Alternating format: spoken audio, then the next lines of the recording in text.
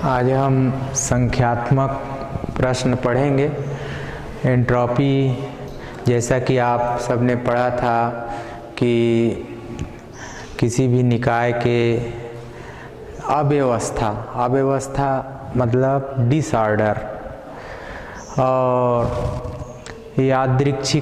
यादृच्छिकता मतलब रैंडमनेस, उसकी माप एंट्रोपी कहलाती है। एंट्रोपी के लिए हम लोगों ने सूत्र भी पढ़ा था कि एंट्रोपी एक अवस्था फलन है, उसको डेल्टा एस एंट्रोपी परिवर्तन से व्यक्त करेंगे। और आपको बताया गया था डेल्टा एस बराबर क्यू रिवर्सिबल बटे टी, जहाँ पर डेल्टा एस एंट्रोपी परिवर्तन था और क्यू रिवर्सिबल उत्क्रमणीय निकाय की एंट्रोपी थी, और टी जो है टेम्परेचर या तापमान है। अब संख्यात्मक प्रश्न एंट्रोपी पर आधारित हम पढ़ेंगे। जैसे एक प्रश्न आपके सामने हम एंट्रोपी परिवर्तन को ज्ञात करने के लिए हम रख रहे हैं कि इस तरह से कोई प्रश्न रहे, जैसे 1 मोल बर्फ लेना है। आपको क्या लेना है? 1 मोल बर्फ। तो 1 मोल बर्फ को 0 डिग्री सेंटीग्रेड पर, तापमान कितना कहा जा रहा है? 0 डिग्री सेंटीग्रेड पर, इसको जल में परिवर्तित किया गया। जल में परिवर्तित किया गया। 1 मोल बर्फ लिया गया, 0 डिग्री सेंटीग्रेड पर जल में परिवर्तित किया गया। अब और आगे हम कहते हैं कि यदि गलन की गुप्त ऊष्मा 80 कैलोरी, गलन की गुप्त ऊष्मा कितनी कही जा रही है? 80 कैलोरी प्रति ग्राम हो तो, 80 कैलोरी प्रति ग्राम हो तो इस प्रक्रम में एंट्रोपी परिवर्तन ज्ञात कीजिए। तो एंट्रोपी हम लोगों ने पढ़ा था। एंट्रोपी पर आधारित संख्यात्मक प्रश्न, आंकिक प्रश्न पढ़े जा रहे हैं। तो इस तरह का एक प्रश्न आपको दिया गया। अब इसका हल हम सीखेंगे किस तरह से इसको हल करना है। तो आप प्रश्न को यदि पढ़ेंगे तो इससे एक बात आपको दिख रही है कि 1 ग्राम बर्फ के गलन की गुप्त ऊष्मा दिया गया है प्रश्न में, वो कितना है? 80 कैलोरी प्रति ग्राम। कितना दिया गया है? 1 ग्राम बर्फ के गलन की गुप्त ऊष्मा 80 कैलोरी प्रति ग्राम। अब मान लो 1 मोल का हम निकालते हैं, तो इसलिए 1 मोल बर्फ को ही लेना है। तो बर्फ के गलन की ऊष्मा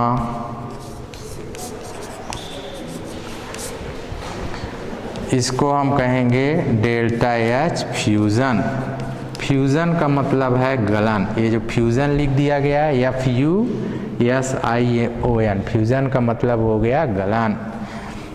तो डेल्टा एच फ्यूजन हो जाएगा तो 80 गुणित 18, और कैलोरी तो रहेगा और ग्राम की जगह हो जाएगा मोल।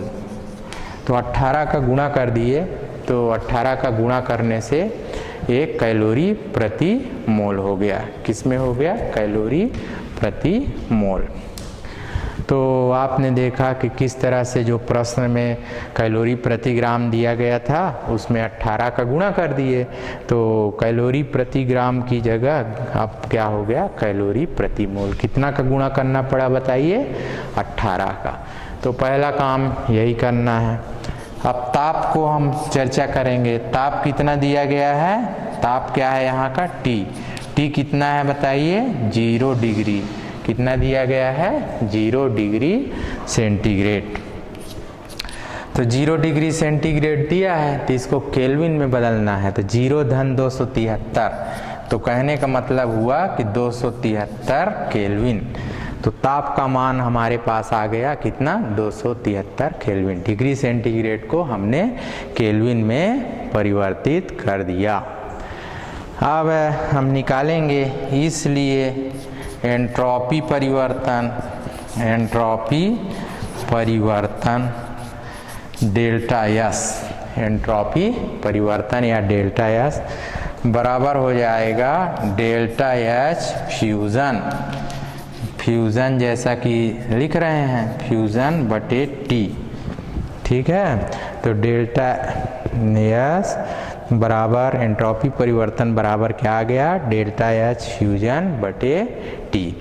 अब मान रखिए भाई, तो डेल्टा एच फ्यूजन का मान आपके पास कितना है, तो ये 80 गुणित 18, तो यहाँ पर हो जाएगा 80 गुणित 18 बटे यहाँ पर टी का मान आपके पास कितना है, 273।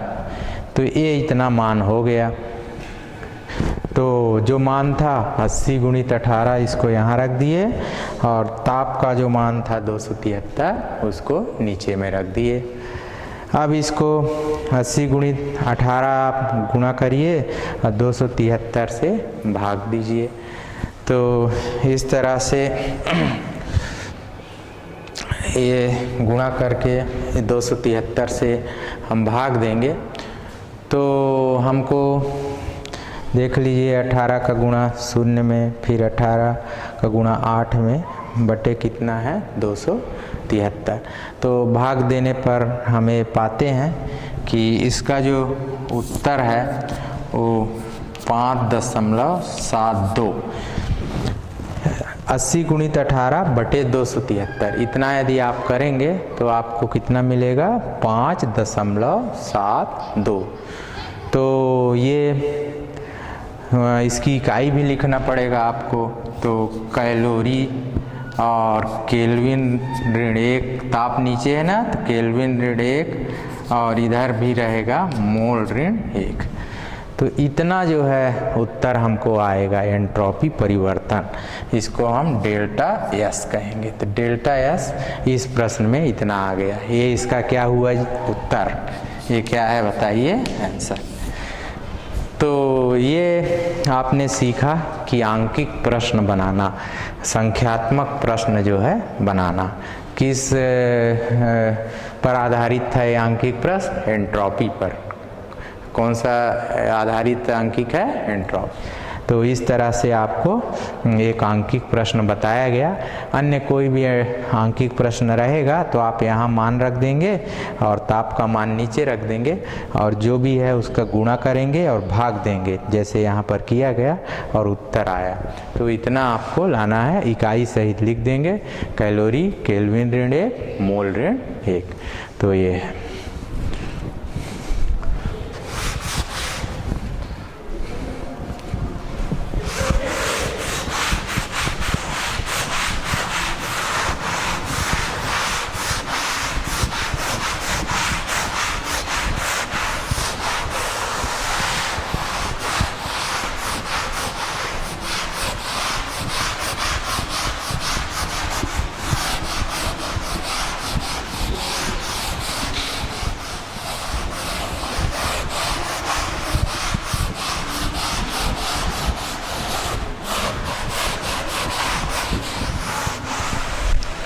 तो संख्यात्मक प्रश्न का आपको नियमित अभ्यास करना है और इस तरह से बनाना है।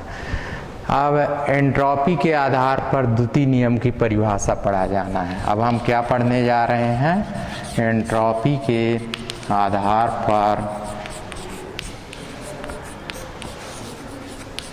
द्वितीय नियम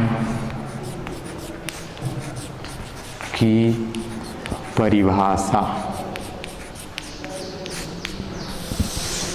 क्या पढ़ने जा रहे हैं? एंट्रोपी के आधार पर द्वितीय नियम की परिभाषा, इसको पढ़ा जाना है।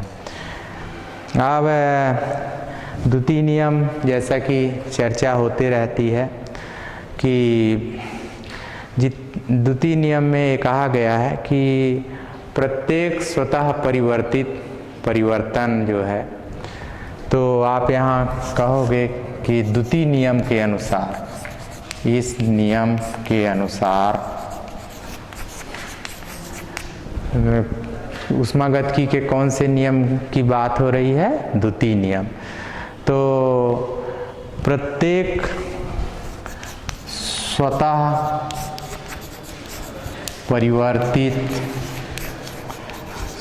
परिवर्तित या इसको हम प्राकृतिक कह सकते हैं, प्राकृतिक परिवर्तन।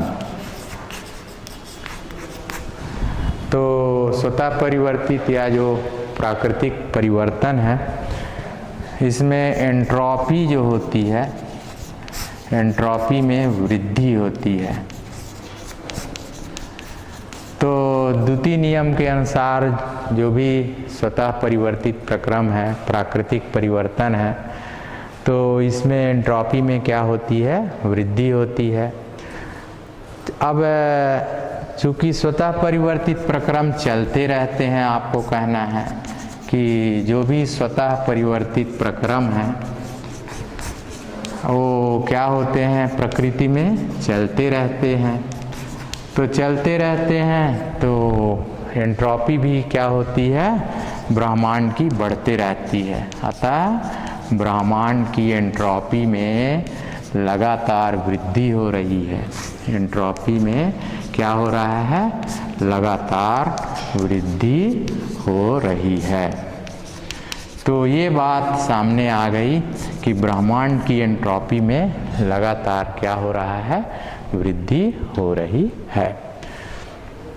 अब एंट्रोपी की धारणा में यदि हम विचार करें, क्या करना है आपको? आगे हम कहेंगे कि एंट्रोपी धारणा विचार करें। तो एंट्रोपी की धारणा पर यदि हम विचार करते हैं तो आप ये पाओगे कि स्याही की बूंद वाला उदाहरण आपको फिर कहना पड़ेगा। स्याही की बूंद, कौन सा घटना का चर्चा करना है? उदाहरण का स्याही की बूंद है। दो बल्बों में गैस है, ये भी हमने पढ़ा था। और जो उदाहरण हम पढ़े थे, कौन सा पढ़े थे? दो बल्ब में गैस। तो ये सभी जो हैं विलगित, ये दोनों जो हम पढ़े थे ना, ये विलगित निकाय के उदाहरण हैं। किसके उदाहरण हैं जी? विलगित निकाय के उदाहरण है। दोनों जो पढ़ा गया था वो किसका उदाहरण था? विलगित निकाय का। कौन कौन सा पढ़े थे? स्याही की बूंद वाला और दो बल्ब में गैस। तो ये जो दो उदाहरण आपको बताए गए थे, ये विलगित निकाय के उदाहरण हैं। तो किसी विलगित तंत्र में एंट्रोपी परिवर्तन जो है वो हमेशा धनात्मक होते हैं। तो आप ये भी कहेंगे साथ में कि विलगित जो निकाय है उसमें जो एंट्रोपी परिवर्तन है वो कैसे होते हैं? धनात्मक होते हैं। तो विलगित निकाय की बात तो सामने आ गई कि इसमें एंट्रोपी परिवर्तन होते हैं, वो कैसे होते हैं? धनात्मक होते हैं।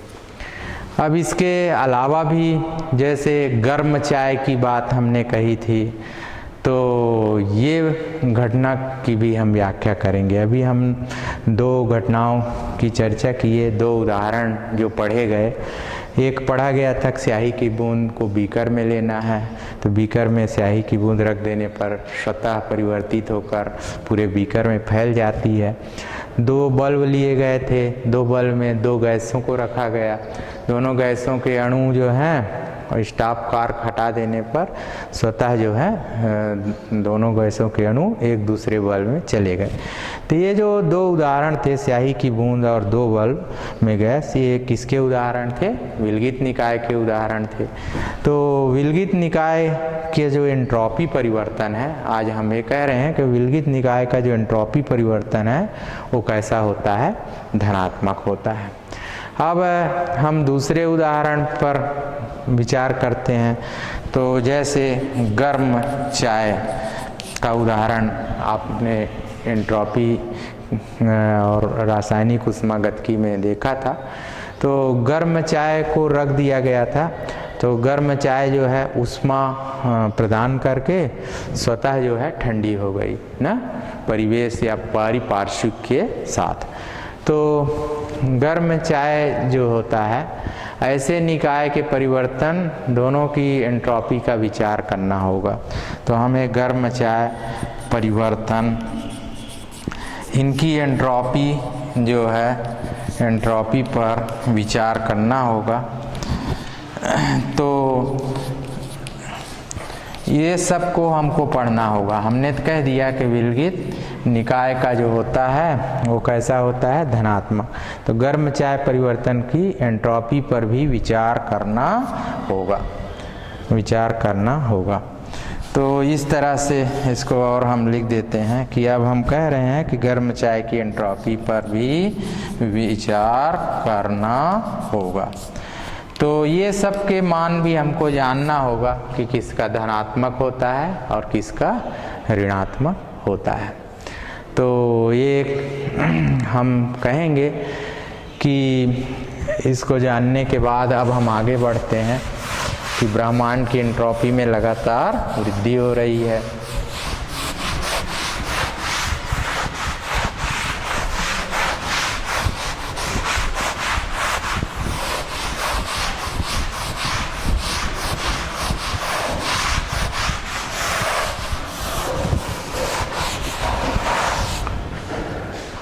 अब हम ये जानेंगे कि किस तरह से कुल एंट्रोपी परिवर्तन, तो हम कहेंगे कि कुल एंट्रोपी परिवर्तन। तो कुल एंट्रोपी परिवर्तन को हम लिखेंगे कि यस टोटल। कुल एंट्रोपी परिवर्तन को क्या लिखेंगे? यस टोटल, बल्कि डेल्टा यस टोटल ऐसे हमको कहना है, डेल्टा यस टोटल। इसी तरह से हम दूसरे पर आ जाएंगे कि निकाय का एंट्रोपी परिवर्तन, कुल एंट्रोपी परिवर्तन। इसके बाद हम किसको कह रहे हैं? निकाय की एंट्रोपी परिवर्तन।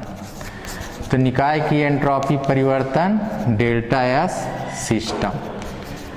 जैसे कुल के लिए टोटल शब्द आ गया, तो निकाय के लिए कौन सा शब्द आता है? सिस्टम। तो डेल्टा एस सिस्टम कहलाएगा ये। अब परिपार्श्विक का हम कहेंगे, तो परिपार्श्विक,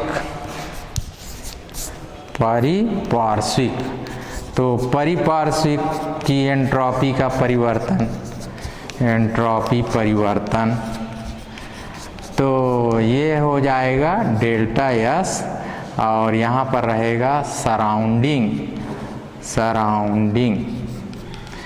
सराउंडिंग का मतलब है परिपार्श्विक, सिस्टम का मतलब है निकाय, टोटल का मतलब है कुल।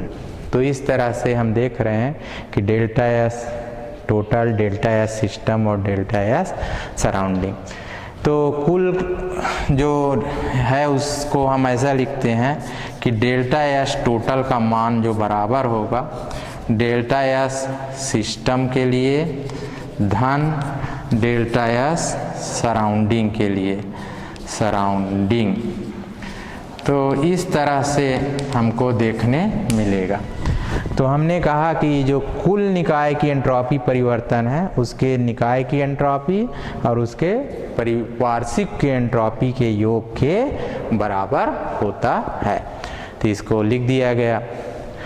अब स्वतः परिवर्तित प्रक्रम का यदि हम जानना चाहें, किसका जानना है आगे? स्वतः परिवर्तित प्रक्रम का, स्वतः परिवर्तित के लिए, तो स्वतः परिवर्तित प्रक्रम के लिए डेल्टा एस टोटल बराबर होगा डेल्टा एस सिस्टम।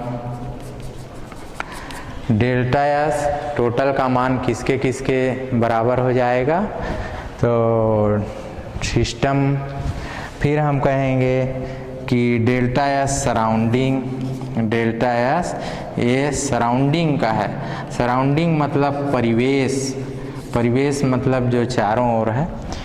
तो इन सब का मान जो होता है ये हम कह सकते हैं कि इस तरह से रहेगा, शून्य से अधिक होता है। कितना होता है, शून्य से अधिक।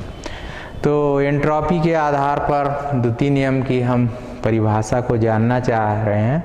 तो आपने देखा कि कुल एंट्रोपी परिवर्तन को हम ऐसा लिखेंगे, ये है एंट्रोपी, ये है परिवर्तन, और कुल के लिए हम टोटल लिख देंगे। क्या लिख देंगे, टोटल।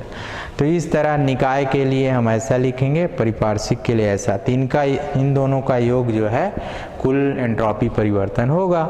स्वतः परिवर्तन के लिए जो सिस्टम या निकाय और परिपार्श्विक की एंट्रोपी परिवर्तन है, उनका जो मान है ये देखिए शून्य की तुलना में इस तरह से प्राप्त होता है। अब इसी तरह से हम कह सकते हैं कि निकाय यदि साम्य अवस्था में है तो भी डेल्टा एस 0 होगा। तो हम कहेंगे कि साम्यावस्था में जो हमको मान मिलेगा कि डेल्टा एस का मान कितना है, शून्य होगा। साम्यावस्था में भी डेल्टा एस का मान, साम्यावस्था में डेल्टा एस का मान कितना होगा, शून्य होगा। तो किसमें बराबर, योग के बराबर है, किसमें शून्य की तुलना में स्वतः परिवर्तित प्रक्रम में, साम्यावस्था में डेल्टा एस परिवर्तन जो है वो कितना होगा, ये हमने जाना। तो ये है एंट्रोपी के आधार पर द्वितीय नियम की परिभाषा।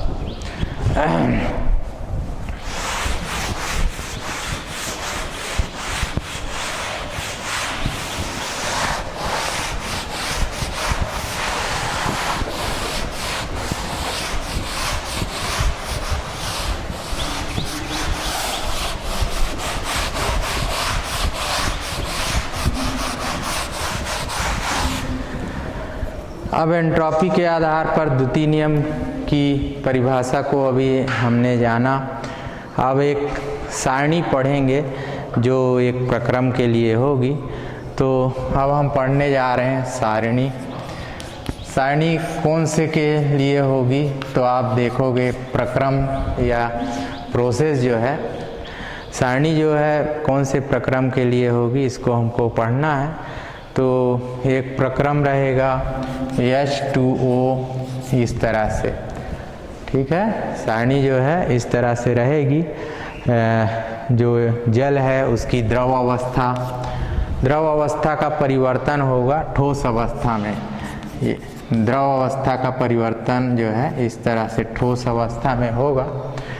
और एक वायुमंडलीय दाब की हम बात करेंगे। कितना बताइए, एक वायुमंडलीय दाब के लिए जो है क्या परिवर्तन होगा एंट्रोपी में।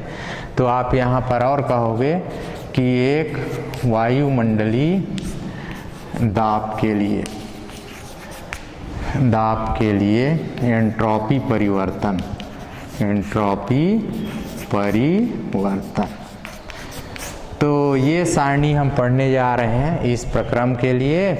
और एक वायुमंडलीय दाब में इनका एंट्रोपी परिवर्तन किस तरह से होगा इसको हम जानेंगे।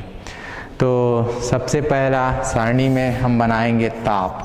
सारणी में हम क्या बनाएंगे, ताप रहेगा। ताप हमारा दो तरह से रहेगा। तो ताप में एक रहेगा 0 डिग्री पर हम बनाएंगे, या ताप में हम एक को डिग्री सेंटीग्रेड लेंगे, एक को क्या लेंगे, डिग्री सेंटीग्रेड। और ताप को यहाँ पर हम केल्विन में भी व्यक्त करेंगे। तो ताप के लिए कितना टेबल बन गया बताइए, 2, एक डिग्री सेंटीग्रेड का और एक क्या हो गया, केल्विन। अब सिस्टम के लिए हम लिख देते हैं तो यहाँ पर डेल्टा एस हम किसका लिखेंगे बताइए? सिस्टम या निकाय का एंट्रोपी परिवर्तन।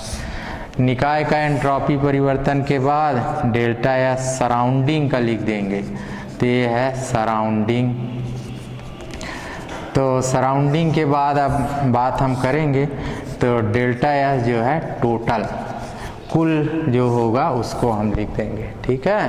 तो ये सब का मान लिख दिया गया, और ये सब के मान आप जानते हो, जूल केल्विन ऋण 1, ठीक है। तो जूल केल्विन ऋण 1 मोल ऋण 1 इस तरह से मान आएगा। इसका भी वही होगा, जूल केल्विन ऋण 1 मोल ऋण 1, इसका भी वही होगा, जूल केल्विन ऋण 1 मोल ऋण 1। इस तरह से मान इनके व्यक्त किए जाएंगे। ये अब डिग्री सेंटीग्रेड में यदि हम कहें तो यहाँ पर ऋण 1 हो जाएगा, ऋण 1 डिग्री सेंटीग्रेड। अब इसके बाद 0 का भी हम देखेंगे और धन 1 का भी हम प्राप्त करेंगे। तो इस तरह से सारणी जो हम बनाना चाह रहे हैं वो डिग्री सेंटीग्रेड ताप में हो गई। अब 273 की तुलना में इसको कहोगे तो 272 होगा, ये वाला बिल्कुल 273 होगा। इसको यदि आप कहोगे तो एक बढ़ जाएगा, ये कितना होगा? 274। तो इस तरह से इनके मान होंगे। अब डेल्टा एस सिस्टम के लिए हम निकालते चलेंगे, तो इसको यदि हम प्राप्त करें तो ऋणात्मक मान आएगा। किस में मान आएगा बताइए? ऋणात्मक। तो ऋण 21.85 इस तरह से रहेगा। अब ये 273 केल्विन पर यदि हम जाने तो ऋण 21.99 मान इसके मिलेंगे। अब ऋणात्मक मान इसका भी रहेगा, इसका कम रहे अधिक रहेगा। इस तरह से ऋण 22 जो है आपको मान मिलेगा। तो ऋण 22.13 ये मिलेगा सिस्टम का मान। अब हम आगे बढ़ जाते हैं सराउंडिंग। सराउंडिंग का मतलब हुआ पारिपार्श्विक। पारिपार्श्विक का मान कितना हो सकता है? तो इसके धन में मान मिलेंगे। किस में मान मिलेंगे? धन। तो धन में जैसे 21.93 ये जो है मान हमको प्राप्त होगा। इसी तरह से इसका भी मान धन में होगा 21.99, इसका भी मान जो है धन में रहेगा, और धन में जो है 22.05। अब यदि इनको योग करके यदि हम निकालते चलें तो धन में इसका मान हमको मिलेगा, तो धन 0.08 इसका मान होगा। इसका मान तो सिर्फ 0 हमको मिलेगा। तो इस तरह से, और अंतिम में यदि हम इसके मान की बात करेंगे तो इसका विपरीत मिलेगा, ऋण 0.08। तो ये सारणी है। किसके लिए सारणी है? तो कोई भी प्रक्रम है जिसमें द्रव अवस्था से किसमें बन रहा है? ठोस। जैसे जल हम लेंगे और जल को हम बर्फ में परिवर्तित करेंगे, तो इसके लिए ये सारणी जो है आपके सामने बनाई गई है। और इसके आधार पर हम विभिन्न पदार्थों के लिए गणना करेंगे। तो विभिन्न पदार्थों के लिए गणना की जाएगी।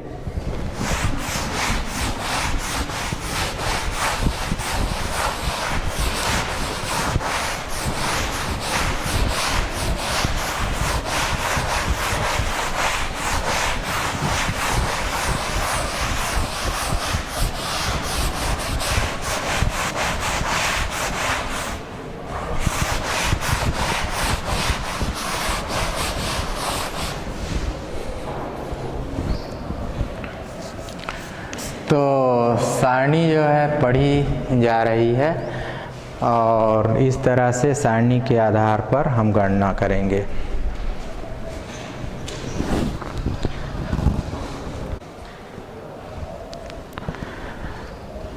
तो सारणी इस प्रक्रम के लिए हम अध्ययन कर रहे हैं, और उस सारणी की सहायता से अब हम विभिन्न मान को ज्ञात करेंगे। तो पहला जो है 273 डिग्री केल्विन पर, 273 डिग्री केल्विन पर हम गणना करेंगे। तो सूत्र आप सभी को पता है कि डेल्टा एस टोटल बराबर होगा डेल्टा एस सिस्टम और डेल्टा एस सराउंडिंग। तो इस तरह से आप सूत्र को लिख देंगे जैसा कि पढ़ते आ रहे हैं। तो सिस्टम और सराउंडिंग के लिए, और इसके आधार पे अब हम मान की गणना करेंगे। तो सारणी में मान जैसा कि आप देख रहे हो, तो ऋण में मान आपको मिला है, तो ऋण का जो मान है उसको आप रख दोगे, ऋण 21.85 आप सारणी में देख रहे हो। और सराउंडिंग में जो मान मिला हुआ है धनात्मक मान है, उसको भी आप लिख दोगे।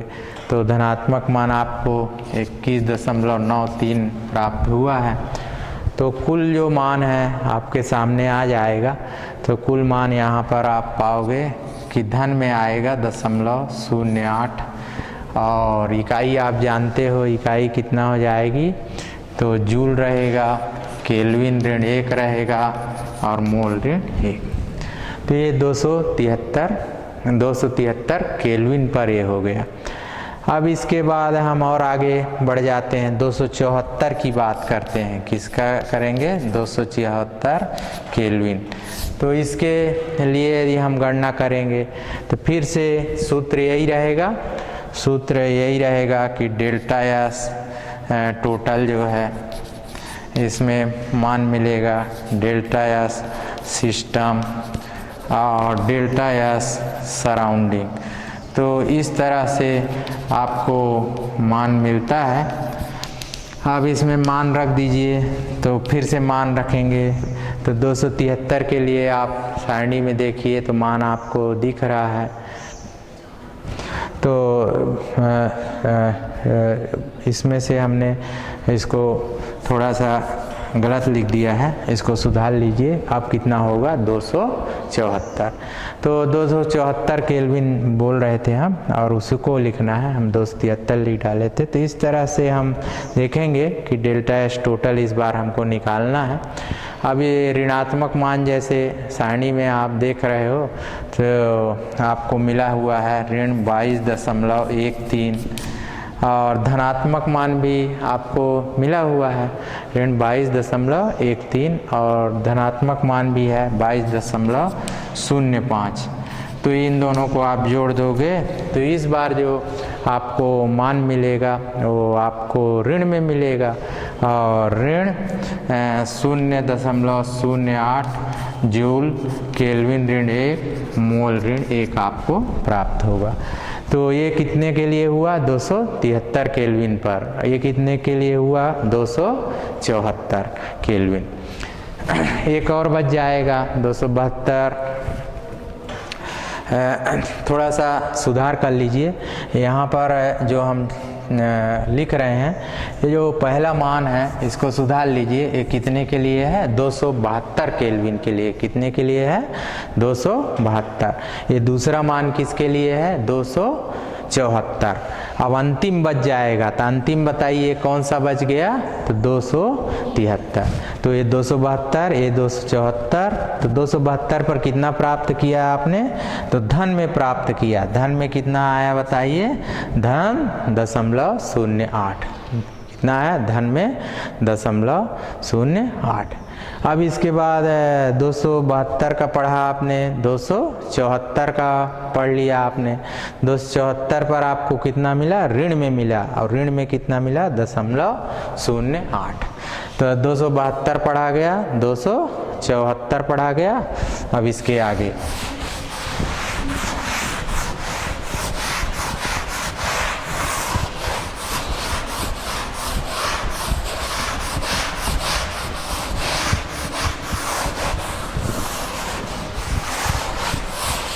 तो 272, 274 पढ़ा गया। अब किसको पढ़ा जाना है? तीसरा 273। तो 273 केल्विन पर हम फिर निकालना सीखेंगे। तो सूत्र आपका वही रहेगा। क्या रहेगा बताइए? तो डेल्टा एस बराबर, ठीक है, डेल्टा एस टोटल बराबर हमको कहना चाहिए। तो डेल्टा एस टोटल बराबर डेल्टा एस सिस्टम और डेल्टा एस सराउंडिंग। तो इस तरह से हमको मिलेगा। तो ये सूत्र हमारा हो गया। अब मान रख दीजिए जैसा रखते आ रहे हैं। तो डेल्टा एस सिस्टम का मान इस बार हम रखेंगे जैसा कि आपने पाया था, ऋण में रहेगा ऋण 21.99। तो ये आपका मान हो गया।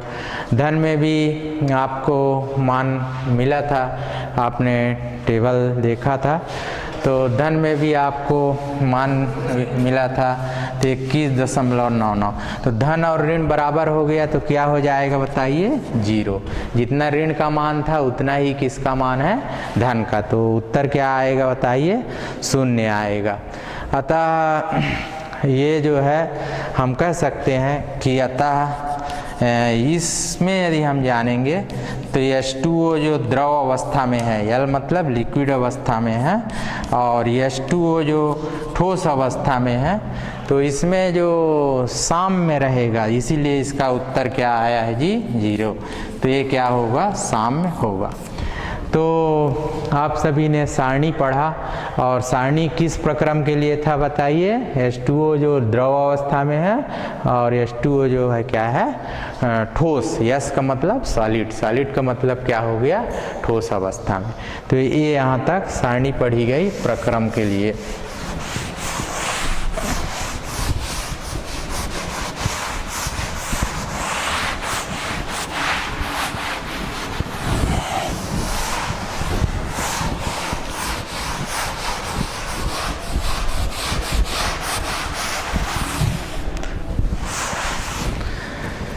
अब इसके आगे हम बढ़ते हैं कि सारणी का मान जो पढ़ा गया, प्रावस्था संक्रमण में एंट्रोपी परिवर्तन। अब हम क्या पढ़ेंगे, प्रावस्था संक्रमण में एंट्रोपी परिवर्तन।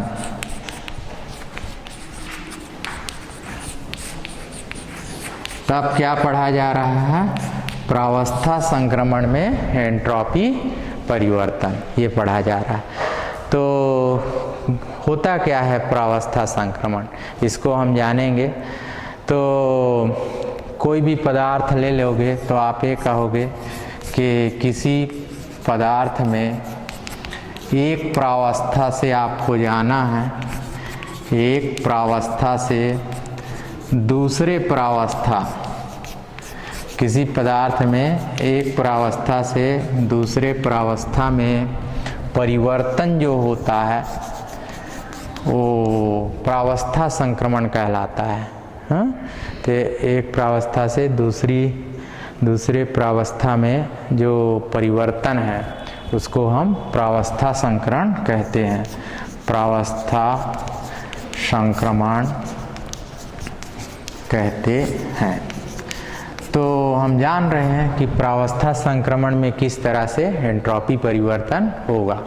तो आप देख रहे हैं कि किसी पदार्थ में एक प्रावस्था से दूसरी प्रावस्था में जो परिवर्तन है उसे ही हम क्या कहते हैं, प्रावस्था संक्रमण कहते हैं। अब प्रावस्था संक्रमण की यदि हम बात करते हैं, ये परिवर्तन निश्चित ताप पर होते हैं। जितने भी प्रावस्था संक्रमण है तो आप ये कहोगे कि ये परिवर्तन निश्चित ताप पर होते हैं, निश्चित ताप पर होते हैं। तो जितने भी प्रावस्था संक्रमण है वो क्या होते हैं, निश्चित ताप पर होते हैं।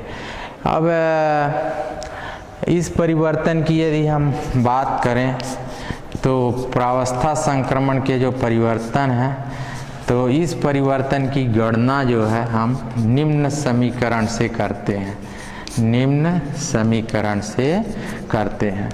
अब आपको समीकरण बताना होगा, कौन सा समीकरण है प्रावस्था संक्रमण को ज्ञात करने के लिए। तो जैसा कि पढ़ते आए हैं कि डेल्टा एस बराबर क्यू रिवर्सिबल बटे क्या है, टी। ठीक है। अब इसमें आपको बताना है कि जिसमें क्यू रिवर्सिबल क्या है, तो क्यू रिवर्सिबल क्या है, तो उत्क्रमणी, रिवर्सिबल का मतलब क्या होता है? उत्क्रमणी। तो कह सकते हो कि संक्रमण के कारण अवशोषित होगा या तो उत्सर्जित होगा, तो आप कहोगे अवशोषित या उत्सर्जित ऊष्मा। संक्रमण के कारण अवशोषित या उत्सर्जित ऊष्मा, तथा T जो है यहाँ पर क्या है? ताप है। तो जैसा कि दिख रहा है कि ये क्या है? क्यू रिवर्सिबल, संक्रमण के कारण अवशोषित या उत्सर्जित ऊष्मा, और यहाँ T क्या है? तो T जो है ताप है। तो यहाँ तक आप जाने कि प्रावस्था संक्रमण किसे कहते हैं। ये है प्रावस्था संक्रमण।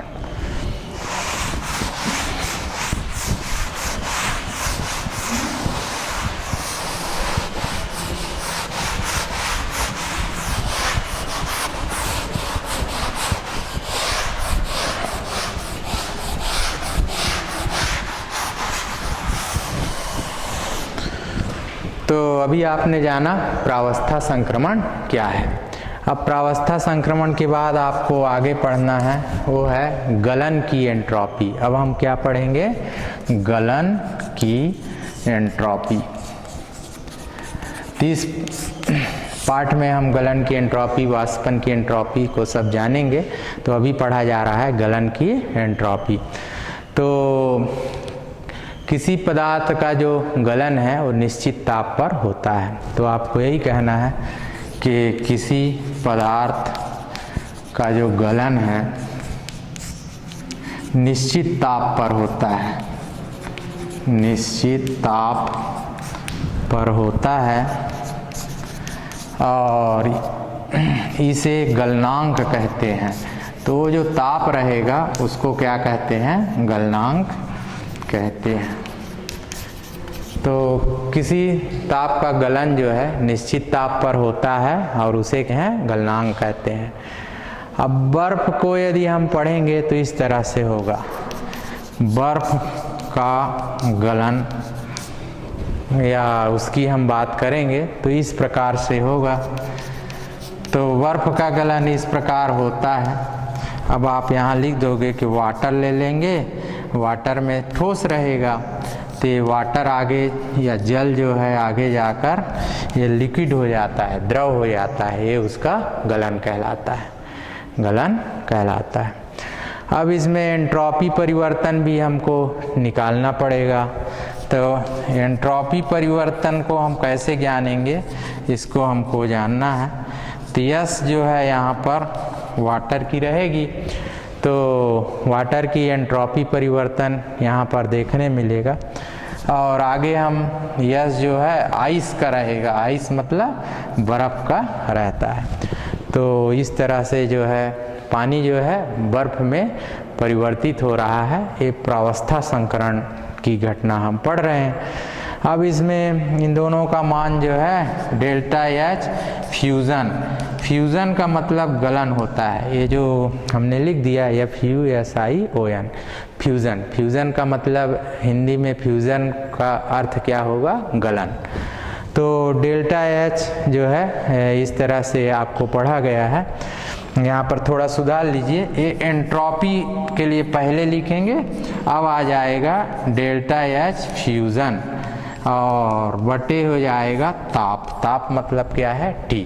T मतलब टेम्परेचर, टेम्परेचर को हिंदी में हम क्या कहेंगे? ताप। और इस तरह से रहेगा TF। तो ये इतना हो गया एंट्रोपी परिवर्तन। तो एंट्रोपी परिवर्तन हमने लिखा, तो यस एंट्रोपी है। ये किसका है बताइए? वाटर। वाटर मतलब जब ये जल था, ये आगे चल के आइस, आइस मतलब बर्फ, बर्फ है। तो इसमें दोनों को घटाना है और इस तरह से डेल्टा एस फ्यूज़न हमको गलन की एंट्रोपी परिवर्तन आएगा। वो सूत्र होगा कि डेल्टा एच फ्यूज़न बटे क्या हो जाएगा? TF। अब यहाँ पर दो चीज़ को आप और बता दीजिए, जहाँ डेल्टा एच क्या है, तो डेल्टा एच फ्यूज़न क्या है? तो डेल्टा एच फ्यूज़न है गलन, डेल्टा एच फ्यूजन क्या है उसको आपको बताना है। तो गलन की एंथैल्पी, ये क्या है बताइए, गलन की एंथैल्पी। अब और आगे बढ़ जाते हैं कि इसमें टीएफ क्या है। तो टीएफ जो है वो एक गलनांक है। टीएफ क्या है, तो गलनांक है, गलनांक है। तो प्रावस्था संक्रमण में एंट्रोपी परिवर्तन हम जान रहे हैं, और इसमें अभी गलन की एंट्रोपी पढ़ी गई। तो किसी पदार्थ का गलन निश्चित ताप पर होता है, इसको क्या कहते हैं, गलनांक कहते हैं। ठीक है। अब बर्फ का गलनांक यदि हम निकालेंगे तो इस तरह से रहेगा। बर्फ का यदि हम गलनांक निकालें तो इस तरह से हमको देखने मिलेगा। अब इस तरह से एंट्रोपी परिवर्तन यदि हम ज्ञात करें तो एंट्रोपी परिवर्तन इस तरह से रहेगी, और जल रहेगा, जल, और ये आइस या बर्फ का रहेगा। डेल्टा एस गलनांक के लिए फ्यूज़न, इस तरह से सूत्र मिलेगा। अब यहाँ पर डेल्टा एच फ्यूज़न क्या है, तो गलन की एंथैल्पी, टी एफ क्या है, तो गलनांक है। ठीक है। तो यहाँ पर इतना आपने जाना गलन की एंट्रोपी किसे कहते हैं, ये आपने पढ़ा।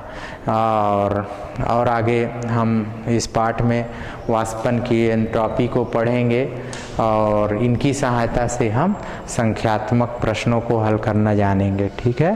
तो इतना आप सबने जाना ऊष्मागतिकी के पाठ में। धन्यवाद।